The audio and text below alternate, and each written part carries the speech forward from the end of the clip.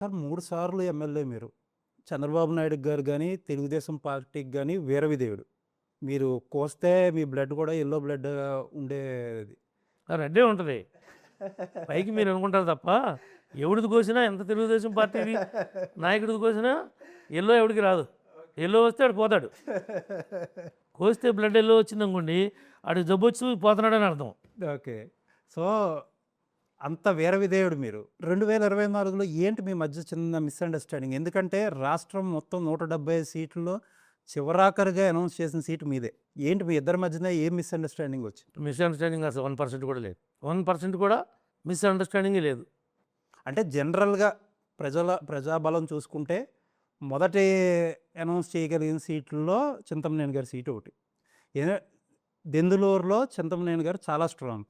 But ఎందుకు last announce చేయాల్సొచ్చింది? అప్పుడు నేను పార్టీ అధినాయకుడిని గాను.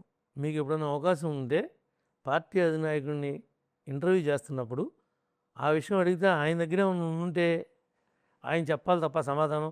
నీకు సీట్ ఎందుకు ఇవ్వలేదు చంద్రబాబు గారు అంటే నేనేం చెప్పను? దానికి కారణం నాది కాదు కదా. నాకు ఆయనైతే ఏం చెప్పలా. నీకు ఈ కారణం వల్ల నీకు ఆపుతున్నాము అని.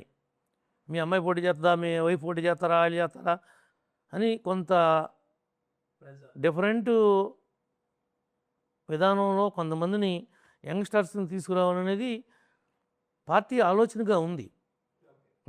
ఆ ఆలోచనలో నాది కూడా ఆ యాంగిల్కి పోయిందేమో మరి నాకు తెలియదు కానీ, కాకపోతే నా పోటీ చేయలేనంత వయసు కాదు నాది. సార్ దెందులూరులో ఎవరితో మాట్లాడినా ప్రజలకి బాగా అందుబాటులో ఉండే వ్యక్తి. ఏదన్నా ఇబ్బంది ఉంటే వెంటనే హెల్ప్ చేస్తారు.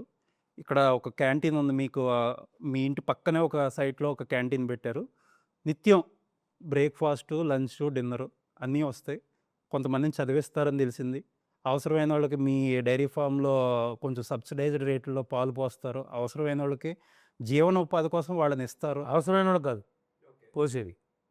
నన్ను నేను ఈ ఊళ్ళో పెట్టాను కాబట్టి, ఈ ఊళ్ళో పెరిగాను కాబట్టి, నాకు గేదెలు ఉన్నాయి కాబట్టి, నా సొంతయే మా నాన్న దగ్గర నుంచి వచ్చినాయి కాబట్టి, నేను పాల రేటు పెరుగుతున్నా పెరిగిన రేటు తీసుకోకుండా ఏదైతే రూ. 50లో వాళ్ళ ఉన్నంగా ఉంది మా నాన్న మా అమ్మ, అదే రూ. 50 కంటిన్యూ చేస్తున్నా. ఓకే. అప్పుడు రూ. 50 ఉంది పాల రేటు లీటరు. అదే రూ. 50 ఇప్పుడు కూడా పోస్తున్నా. సార్ నియోజకవర్గంలో మీకున్న ఇమేజ్ ఒకటి. రాష్ట్రంలో ఓన్లీ చింతమనేని గారంటే ఒక ఫైర్ బ్రాండ్ అనే ఇమేజ్ మాత్రమే ప్రొజెక్ట్ అవుతుంది. ఎందుకు ఈ రకమైన మీరు చేసే మంచి జనాలకు చెప్పుకోలేకపోతున్నారు? అది మీ ఫెయిల్యూర్ అంటే ఏమంటారు? నా ఫెయిల్యూర్ ఎందుకు అనుకుంటాను? నాకు ఆ పిచ్చలేదు. అది ఫెయిల్యూర్ కిందకి ఎట్లా వస్తుంది?